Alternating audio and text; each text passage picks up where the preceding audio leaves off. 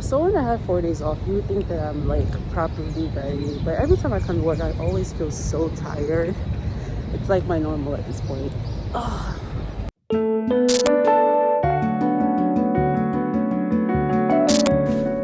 Good morning, guys. I am driving to work. I wanted to make this vlog, just sharing basically how my workflow is going to be for the next 4 days.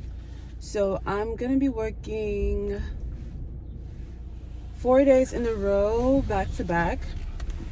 I promise you, I did not pick this schedule. But I have to work it, unfortunately. I don't know how I'm going to survive, so y'all just, pray for me.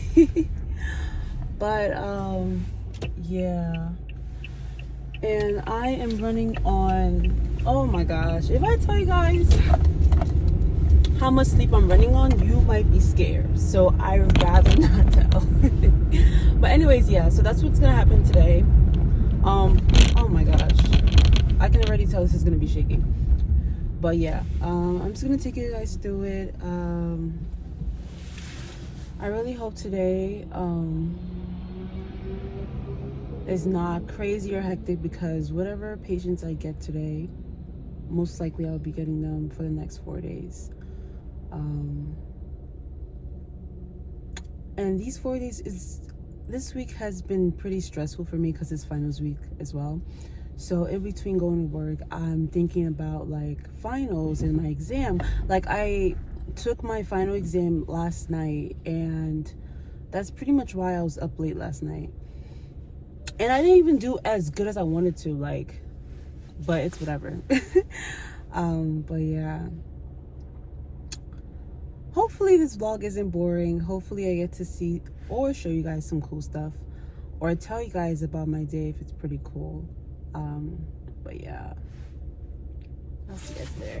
Bye.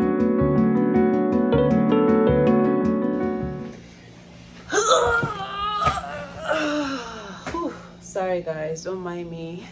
I sound like an old lady. But that's because I had for the past 4 days I've been off work, and I've been at the gym, and I had leg day 2 days ago, so my butt hurts. So yeah, but so far today's been good. My patients, I have 2 patients in the ICU, and they've been pretty okay. I feel like they're good enough patients to handle for the next 4 days, so that's good. Because my fear was that like my patients would be like super sick, and like I'll be super tired and super stressed out, and like working the 4 days might just kill me. But I think I'm fine. One of my patients, she had what's called an ectopic pregnancy that got ruptured, and it was an interesting case. Interesting to me because I'm right now studying for finals, and I was just reading on ectopic pregnancy. Hopefully that's how it's ectopic. Sorry, my Invisalign is on, so everything is just hard to pronounce. Ectopic pregnancy is when the fetus is being formed outside the uterus in like an abnormal part of the body. So most of the time it's in the fallopian tubes, which is like right by the uterus, but it's not in the uterus. There's so many reasons why it happened, so many factors related to it. So what happened was she had a ectopic pregnancy, so there was a baby growing outside of her uterus, and it got ruptured. So I guess the tube, being that it's a tube, when the baby grows or when the fetus grows, it becomes like a problem. So it perforated and got ruptured in the body. She came in, she was so what happened was she knew she was pregnant apparently. When it ruptured, obvious sign was bleeding. She had vaginal bleeding, so she probably thought, oh, I'm having a miscarriage, which is also interesting because I was reading my notes studying for my finals, because I have my finals coming up, and I was reading on the difference between miscarriages and ectopic pregnancy. It's interesting because most people know what a miscarriage is and what it looks like, but they're not able to differentiate between a miscarriage and an ectopic pregnancy, because most of the times they're pretty much the same, like symptoms like bleeding, abdominal pain, that. So she thought like, oh, I had a miscarriage, you know, all that stuff. I lost my baby. So she went about that for like 2 weeks, and she comes into the hospital feeling very weak, very tired, just unable to do anything. Found out that she was very anemic. That was related to the blood loss that she's been having, that continued on because she had an ectopic pregnancy that ruptured. And normally a perforation is a major complication and a red flag for people who have ectopic pregnancy. She comes to the ICU because of that, so they had to take her to the OR, open her up, and they cut out her fallopian tube, the right side, where the rupture was. And now she's back in the ICU. That's why she's here. Very interesting case. Normally I like receiving trauma patients that are ICU, like trauma ICU patients, but this one was interesting. We don't get this often, and it was literally something I just studied, I think like yesterday in my for my finals. So I was like, hey, that's nice. My second patient is a trauma patient. I enjoy trauma cases. He is a motor vehicle accident, positive for a lot of drugs. I mean, it's like a pretty normal, not normal, but like just a case that's very commonly seen in our ICU. So it's nothing much that I'm learning. It's just more so like pain control. He's also intubated because he had an injury to his lungs. Because of that, it's affecting his ability to breathe. He was in a lot of respiratory distress. He's young, so we normally would have assumed that he would have recovered a lot quicker, but because of the injury to his lungs, he was in distress, breathing fast, difficulty breathing, so they had to reintubate him. And slowly, as his lungs are healing, slowly give him opportunities to start breathing on his own, slowly but gradually. And I think mostly for today, the plan is just like pain management. He has a very, very high tolerance for drugs. Like, this dude was like on a very high dose. I would say maxed out even on propofol, which is a sedation medicine. And I come into work and he is wide awake, writing to me like what he wants and needs, articulating like. And I'm like, okay, is this medicine going through the right vein? Maybe he's not getting the medicine. No, I checked the IV. They had blood return, so it was going in the right vein. He just has a very high tolerance. So there's that, but he's very sweet. So it's not really like stressing me out or anything. Back to my first lady, another complication from her blood loss from her ectopic pregnancy rupture was she developed a acute kidney injury. So sometimes like we get that often, especially with patients who lose a lot of blood. Because of that, lots of their organs, certain organs are not, getting the correct perfusion. They get affected a little bit, and the kidneys are normally affected when there's a blood loss and they're not properly perfused with blood. Because of that, her kidneys were injured. Right now we're trying to figure out how to resuscitate her kidneys by dialysis. So that's another thing that we're doing today. But yeah, this is day 1 of 4. I think I can survive. I really think so. I'm doing well for someone who really did not have much sleep today. The finals that I took yesterday, last night, I got a B+. So mad. I'm so mad. But my overall grade is an A, so thank God. So right now I'm on my breakfast break, which is pretty late, but I'm just gonna have some tangerines and call it a day. Oh, also today we're celebrating 100 days of no CLABSI in the unit. So CLABSI stands for Central Line Associated Bloodstream Infection.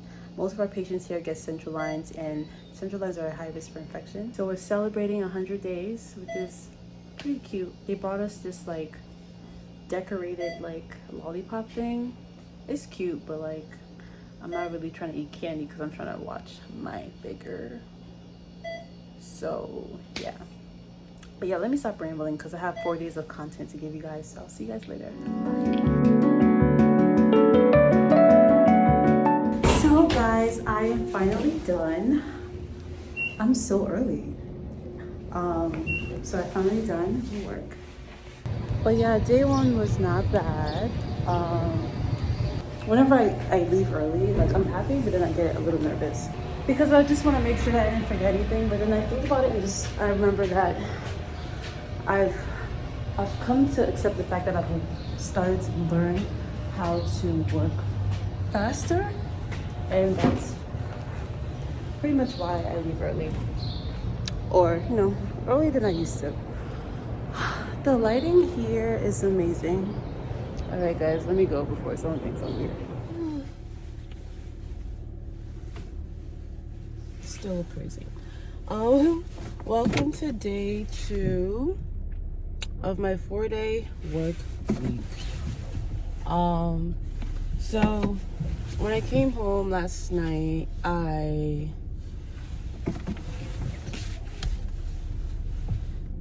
wanted to study. I made a huge mistake. I know my body, so I should have known better. I made a huge mistake of having cereal at night. So I don't know if it's just me, but whenever I have cereal or oatmeal, I don't know if it's the milk, it just knocks me out in like a span of 10 minutes. So that's basically what happened. I was super tired, and what was worse was that I went to my bedroom to study, and y'all know going to the room late on the bed studying is basically the formula to falling asleep. Yeah, that's basically what happened yesterday. So I didn't really study as much as I wanted to, so there's that. Also today, after work is my friend's birthday dinner. I don't think you can tell. Maybe I can show you guys. But I have my entire life back here, from makeup to shoes and all that stuff. I do not recommend this at all. But that's just how my life is. So after work, I'm gonna head over to the place we're going to, which is a house, and hopefully I can get ready in time to be like ready for the dinner. So that's basically what today's gonna be about. I mean, yesterday in my shift, I was able to leave work early because I got everything done on time. So I'm hoping that that's the same situation, where I'm able to finish on time and leave early, especially as I'll be receiving most likely the same patients. So yeah, I will see you guys. Wish me luck, pray for me. So I don't think I ever mentioned this. One of the key ways that I prepare for a long shift week is preparing my meals. So if I prepare my meals on time, it helps me wake up early, get to work early, because that's one less thing I have to worry about. Guys, right now it's 5 p.m. This is the first time I'm sitting down. Today has been so crazy. So busy. And I have an admission coming in 15 minutes, quote unquote. So I really am trying to swallow up this food before the patient comes in. But after that, when I'm done with work, when I'm done with my shift, I would update you guys on what went down. But yeah, today was very eventful. I will talk to you guys later. Y'all, today was so crazy. So my day started off pretty okay. Not too bad. Pretty much the same patient. It was okay. I think what really tripped me up was that, so we had this guy, young dude who got into like a severe like motor vehicle crash. I think he was driving and he got into an accident. A car hit him or whatever, and he had a severe like skull injury, a very severe brain bleed. It was so bad, and he was such a healthy young guy, and because of the complications of his brain injury, he at a point started to become hypoxic. So there was a low amount of oxygen being perfused to his brain and to his tissue, and he was also becoming very hypotensive. It was more so with just the regulation function of his brain that was messed up. So he was on a lot of pressors, a lot of drips. He was maxed out on levofed, maxed out on vasopressin, maxed out on epinephrine. He also had an ICP bolt to measure his intracranial pressure. Apparently yesterday it was pretty low, but today it really was on an all-time high.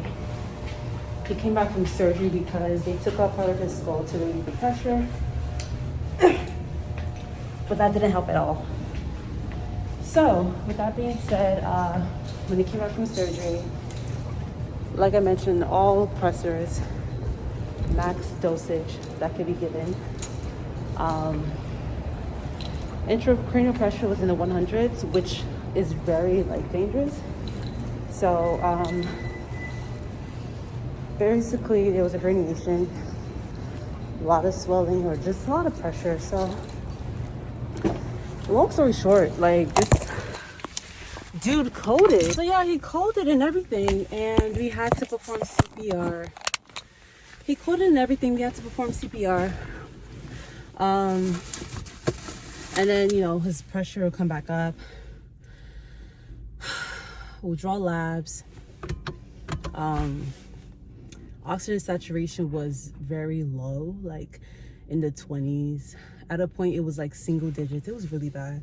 I didn't know this patient. I was just helping out a nurse, so I don't really know what exactly happened to him and what happened and the course of events of how he got to where he was. But my day became busy because this guy coded about 12 times. Compression, all that stuff. He'll will gain pulse and everything, and then slowly his blood pressure starts to go down and decline. There was a point where his systolic was 40 something, even down to the 20s. It was so hard, and the family really had a hard time dealing with it. I mean, in my eyes it was strong because I would have been a hot mess, but I really feel everything happens for a reason, and I saw what I saw for a reason. It's so hard, to be honest, being a young nurse and seeing a lot of young people very sick, mostly because I automatically just put myself in their shoes, oh, that could have been me. And this young guy, he looked like he was athletic, into sports or whatever, and probably in college. It was crazy how everything just panned out. But coded 12 times. So it was just back to back, giving epi, compression, checking pulse, and we're just rotating with compressions. And this was my first time doing CPR on any patient. I thought it was easy because I was oh, I worked out a few days ago, so I'm good. But no, it was hard. My arms are so sore. So I took on the role of documenting and stuff, but it was very busy. So with that being said, I got an admission, and my admission came in around 5:30. Mind you, after coding 12 times, the family finally decided, to call it. And when that happened, I had not eaten yet. So even that time that I was on break, that was a good 15 minutes, tops 15 minutes of just eating my food. So I went out, got ready for my admission. My admission came in, dragged along, just me setting up this patient because he just had a whole bunch of stuff going on, setting him up. So it took me to the end of shift. It was just a lot, guys. and it wasn't bad, but I think I'm also stressed out because I have somewhere to go. Like, I have my friend's dinner and I wanted to like get there early so I can get dressed there. Like, I didn't want to walk in like with my uniform, so we'll figure out how we're gonna do this. I also kind of wanted to express like my feelings towards like dealing with very sick patients and family members and stuff like that. Like, it was so heartbreaking to even be there, and I don't know if it's because I'm a new nurse, but like I just feel like I'm very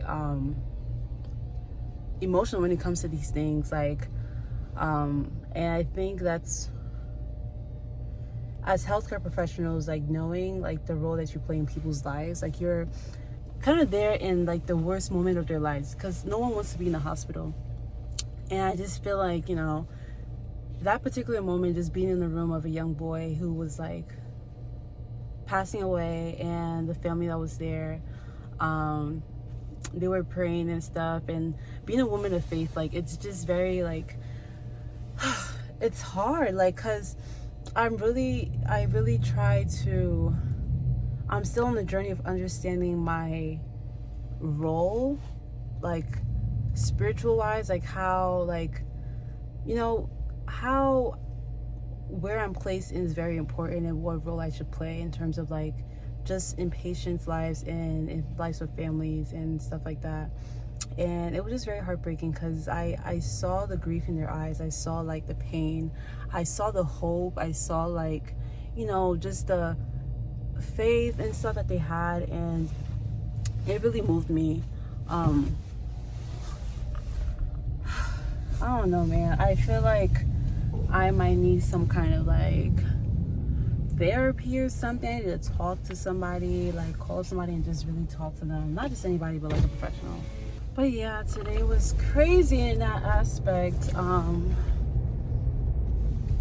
And I still have my exam coming up and I still want to study, but if you guys know anything about me, is that I tend to force things a lot. So I'm really gonna try and just like make sure I'm at my friend's dinner on time.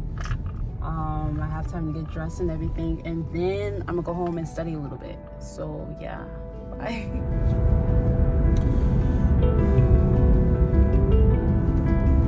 Good morning, guys.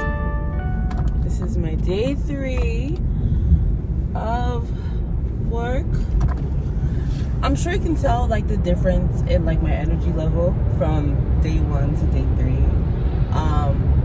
Today I feel very, very tired.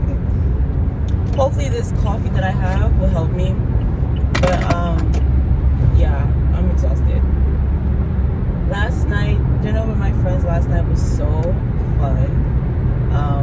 I think for me, the fact that I was able to like go out and stay out pretty late and still be up and early for work is a big plus for me.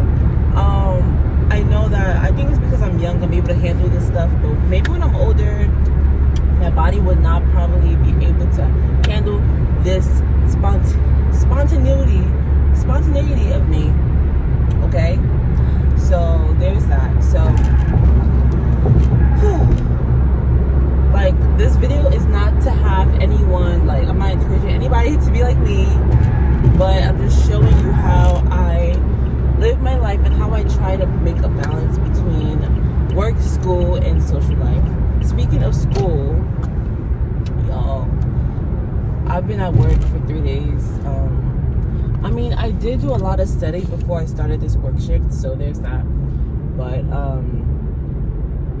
I don't know. I just feel like the fact that I went like a day or so without studying, it kind of bothered me. So I'm hoping that maybe at work, if I have enough time, enough free time to myself, I can just look over some PowerPoints on my phone.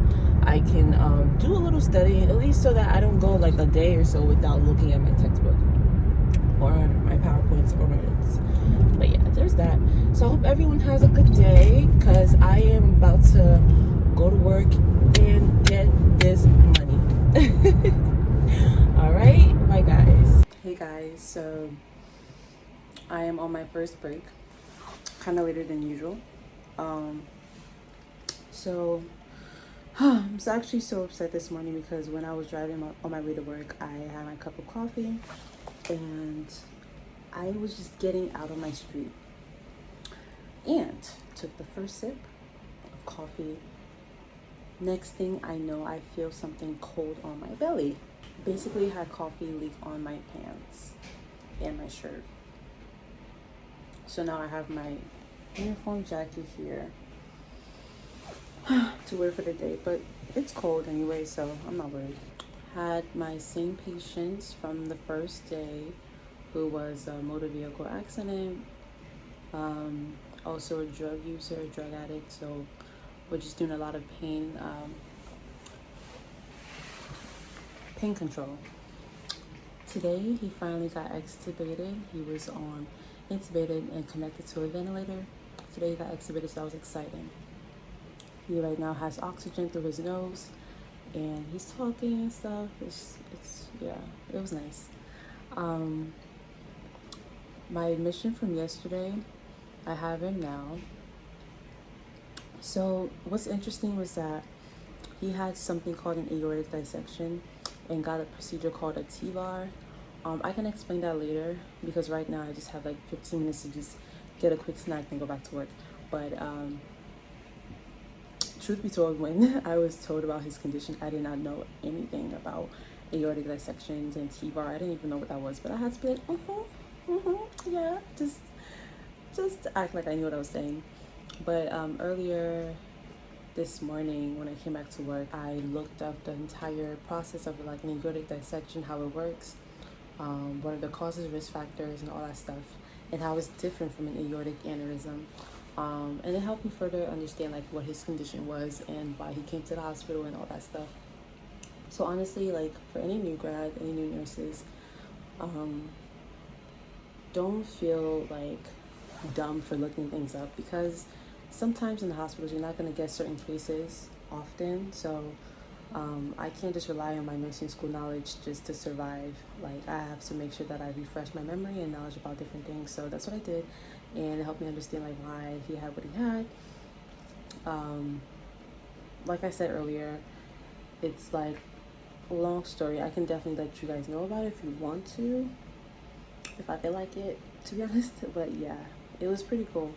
And today his blood pressure was very high, so we had to put him on the drip, cardine drip, just to lower his blood pressure, and then slowly wean him off of that so we can give him his home medication. So pretty busy, but nothing too crazy, nothing too like out of my reach. So that's pretty much it, and I'll see you guys later, because right now I have to go eat like I mentioned and get my life together, because yesterday I left at like 8 p.m, which I was really mad about.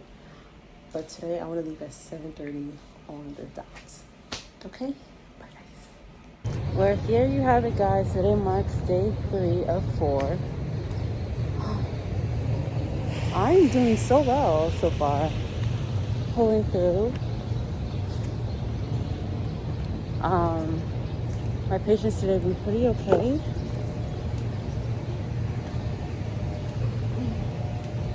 Sorry, guys. I'm outside.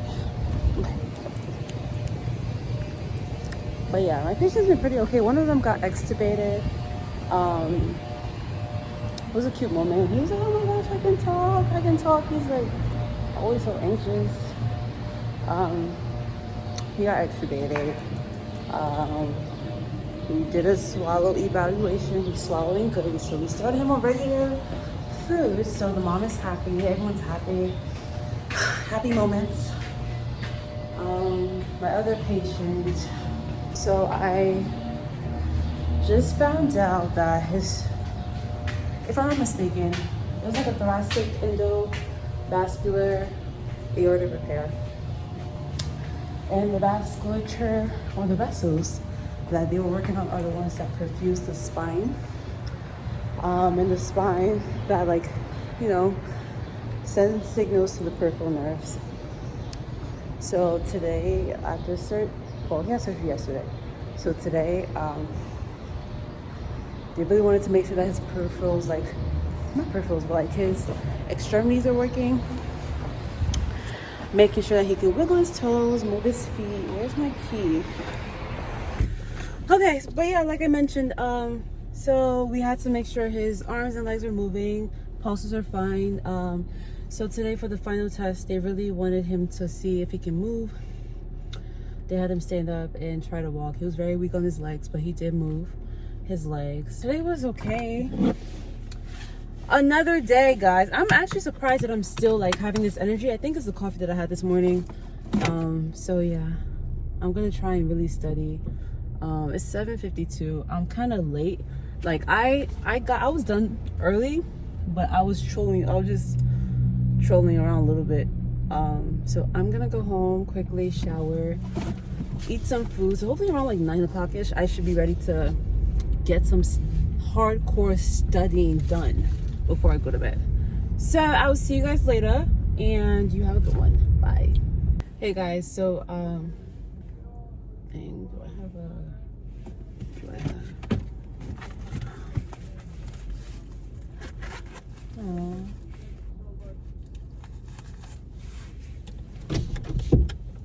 Here you go. Thank you. God Thank bless you. you. So much. Have a wonderful evening. You too. Oh, your hair is nice. Thank you. What was I saying? Okay, so I remember speaking yesterday in regards to a patient that coded about 12 times, and unfortunately we had to declare the time of death for this patient, who was a young boy. Looked like he was like a athlete in college, just started college. Looked like he had like a lot of goals in his life, and I remember talking about how sad it was and basically how it made me feel, and how like I just felt very, you know, just confused as to like what my role was as a nurse, just like in terms of like people going through so much like grief and loss and just emotional turmoil. And honestly, just me talking about it here was, I guess, a way of me like talking to, ooh, I don't like the way it looks like on this. I guess that was just a way of me talking to God about it. Like, I guess God just heard me and knew what I needed. I say that to say that today, like, one of my patients, you know, one thing as a nurse is that we can be so focused on like the task of what we're doing. We don't realize how much of an impact we're making in other people's lives. The little things like cleaning them up, or, you know, I guess like just being present, like helping them, giving them pain medications, like to us it's like, okay, that's part of our job. But to some patients, like, we never realize how much of a huge like impact we're making in their lives, like positively, how much joy, how much light we're giving to them. Just a smile, like being able to make them laugh at in the hospital, being able to make them smile, being able to see things in a different light. I was able to see that today. Like, for me, I was just, you know, going by my day, just trying to get through the shift as I always do. And I guess in between of me like being there to help my patient get extubated, to help him swallow and start eating, to help him like learn how to like, you know, expand his lungs by doing the incentive spiral. Like, a lot of people, another thing I notice is like, you know, for the things that we tell them to do, people don't realize the effects of it. And when they do listen to us and do it in terms of like instructions in the hospital, and they see the benefits, they really look at it like a great thing. I don't know if that makes sense. Like, I'm gonna just give you guys a scenario so you understand where I'm coming from. So my patient always saying, oh, my lungs hurt, da, da, da, da. He always had like secretions down there that he wasn't able to cough up. Like, when he was ventilated, he would always ask me to suction him, all that stuff. And, you know, after he got extubated, it was just normal like nursing muscle memory to like give them an incentive spirometer, help them to practice blowing just to expand their lungs and all that stuff. And him being able to see the difference between like when he felt so like congested and just restricted airflow wise, to like how he's able to breathe better because he's exercising his lungs to expand. He was like, oh my gosh, Michelle, you saved my life, da da da da da. Oh my gosh, like, you're amazing, da da da da. And I mean, for me, I'm just like, okay, I'm just doing my job. But then I had to sit and really think like, okay, as a nurse, we play such a huge role that we tend to forget. We're used to it because we know these medical terms, but patients, they are medically they're naive and all that stuff. So the things that we think are just the mundane, the things that we think are just like the routine of things, is really like can be like a life-changing thing to someone else. So I think today was different from yesterday's like madness. Like today I felt very like fulfilled. I felt like, you know, my presence really can make a difference, and honestly letting God just use me in this intensive care unit, because only Lord knows what else I'm gonna see. Like I'm not even a year in, and I know there's so much to learn, so much to see. There's gonna be so many joyous moments as well as so many sorrowful moments. So I want to make sure that I'm emotionally stable in order to navigate through that and see what my role is at that moment and be able to assume the role. I think that was something I also learned today. So I was really like encouraged knowing that, you know, even though yesterday was kind of crazy and I felt like I lost, even though I didn't do anything, I just felt like, you know, I lost in some way. Today actually made me feel better because I felt like I won at something. Not that it's like anything that I did personally, but I just felt like today was kind of a win versus yesterday, which felt like a loss to me. I just wanted to share that with you guys. But day 3 or 4, whew, I'm gonna see y'all tomorrow. Bye. Good morning, beautiful people. It is day 4! Day 4, yes. Oh my gosh, I've made it. I have officially... Alright. Must have been one of my siblings' phone being connected to my car. But I have made it. Oh my God. Oh, thank you, Jesus. I'm just so excited that I'm almost done with my day today. I'm going to be having the same patients that I had from day 1. Actually, one of them I've been having for the past 3 days. The second patient, because we have about 2, our ratio is 2 patients to 1 nurse. Second one, we transferred him to no, my first one from day 1 was a lady. Day 2 they switched my lady for someone else because they wanted, I was assigned to be first admission, and this person was gonna be transferred down to like a med surg floor, a low critical, less acuity floor. So when they took that patient out, I readmitted a new patient. That's the guy with the aortic dissection, that had a TVAR, like a valve replacement and stuff. No, not a valve. Aortic replacement, or aortic repair, sorry. And that's the same patient I'm going to be having today, as well as my initial patient from day 1, which was the guy who got into a car accident. Hopefully the goal is that both of my patients, we can get them up and walking, so that they can get out the ICU.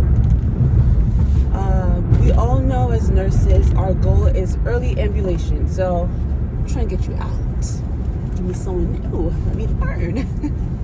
All right. Okay. Bye, guys. I'm going to see you later. Hey, guys. So it's officially been day 4 of 4. I've completed 4 days in a row. I'm going to be off for 3 days, which kind of sucks. I wish I was off for longer. But this is basically how my day is. 4 days in a row, and this is how I do my shifts. I'm so sorry. I feel like for the past most of them, I didn't really take you guys in on what I was doing exactly. I thought I'll get more footage inside the hospital, but that's kind of hard to do that while maintaining HIPAA. So I just told you guys about my day as it went along. As excited as I am that I'm done with work for a little while, I'm also very sad. Like, I don't know, I feel both ways today. It's been such a busy day. Like, let's just start it from there. Busy just emotionally and mentally. I've just been so occupied. So I realized this ICU is like, it's really not for the weak, guys. It's really not for the weak. Um, I realized, I mean, I knew this, but like today I really realized how emotional I am and how emotionally attached I am to my patients. I just care so much. I don't know why. It's like I feel this burden, like just to really like promote health and like help people just get better. Like I always look at myself like, okay, why do I always do so much? I always feel like I do so much more than just the average. And I mean, it can be seen as a good thing, but I feel like it also takes an emotional toll on me. So basically what I'm trying to say is like, okay, so I mean, everything went peachy today. Both of my patients, I was able to have them walk around. One of them, the one that had the motor vehicle accident, he was kind of in a funk today, very depressed and stuff. He felt like he wasn't getting better, all that stuff. I've noticed that patients most of the time, especially younger patients that are so used to walking around and just doing a whole bunch of stuff normally, when they come to the hospital, especially the ICU or a critical care floor, and they're just in one bed 24/7, it really depresses them and they just feel like they can't move on with life. And I really had to talk to this guy and just try and encourage him to really push himself, mind over matter. Like just push yourself and don't focus on negatives, focus on the little positive, focus on the progress, focus on the good things, because that's the only way. Like my thing was like, it's not about what has happened or what you think the future is going to look like. Right now in the past, what can you do? Like right now in the past, what can we focus on right now? Because that's the only way we can move forward. So long story short, I helped him get up. I encouraged him to walk because he was convinced that he could not move. So I helped him get up and encouraged him, and he was like, you know what, let's walk out. So I helped him walk around in the unit. He was weak, granted, but he's been in bed for 9 days. And he just needed to move his body. Like I feel like he just needed to walk around and really exercise his muscles, because the more, that's really how you heal, like by moving, ambulating, expanding your lungs, doing these breathing exercises. And lo and behold, he did walk a good distance and back. Granted, he was in pain after, but he really did a lot, and he pushed himself, which really made me happy, because I was able to see like how I as a person was an influence on someone else's health positively. And that was really sweet. And then my other patient that had the aortic dissection and the surgeries and stuff, like I mentioned yesterday, we got up and he was very weak and wobbly. It was crazy. But today I was like, you know what, I don't know if it's because it's a Sunday. I don't know if it's because like it was a Sunday, or I don't know, but he was also very sad. He's an older guy in his 50s, high 40s and 50s. And he was basically like just talking about how, you know, sad he is about, you know, his life and his condition and being in the hospital and all that stuff. And like I did, I encouraged him, letting him know that he's getting better. A lot of people, they don't see it, you know, but it's kind of like, I explained to him like how us human beings, we're so overcritical of ourselves, but if we only knew how people view this, like how people view us from outside, then we'd be more happier. So that was kind of what I was telling him, because he felt like he wasn't doing any better. But I'm like, yo, like you're doing really good, and you've been through a whole lot. Apparently, like he was admitted in the hospital before, and during his last hospitalization, he went into cardiac arrest twice. But look at him, he's now awake, eating, laughing, key on the phone. Like, you know, people just need to be reminded of where they came from and how far they've come. So I got him up, encouraged him to walk around. This man did 3 laps around the unit, which I was really impressed and happy about. It was just like a really nice evening, a really nice shift, very encouraging. Like everyone was getting better, which is what I really love. I don't like to have my patients decline on me. I don't like to have my patients code on me. I just like to have my patients who might be sick but are getting better. That's not always the case, but that's really what I pray for. Because honestly, I really cannot handle death. I don't know how people do it. I just can't. When I hear about people dying, I'm just so heartbroken. Which brings me back to the depressing thing that just tore my mood down.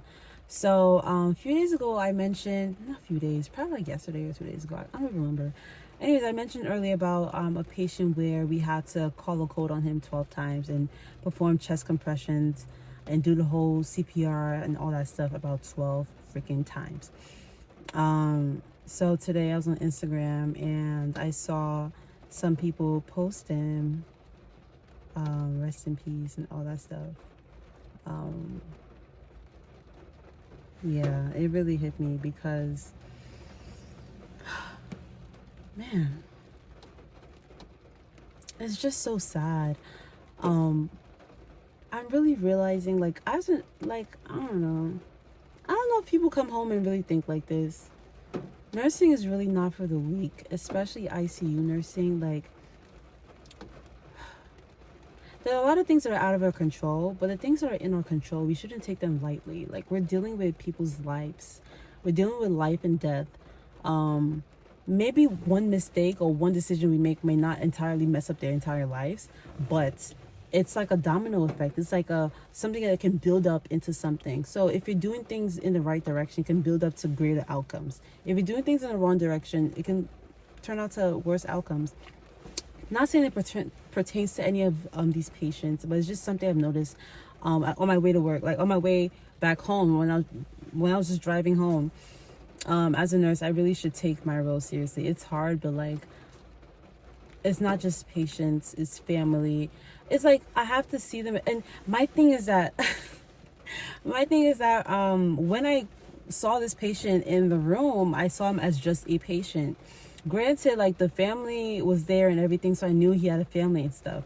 But seeing him being posted on social media, I realized, wow, this is like, he's human just like us. Like, he had a life, he had ambitions, he had goals, he had, friends, he had like living the dream, like, just enjoying his life. And like, man, life is just, it's so short. We never know when our time is.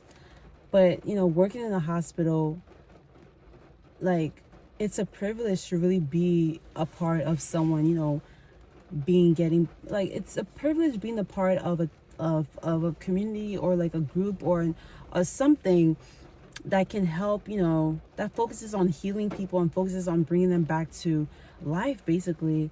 And the moments and the chances that we have to do that, like, I want to make sure that I give my all. There are things, like I mentioned, that are really out of our hands, things that we can't really control, but the things that we have, medicine, technology, knowledge, the things that we have with us, like, we shouldn't take them for granted.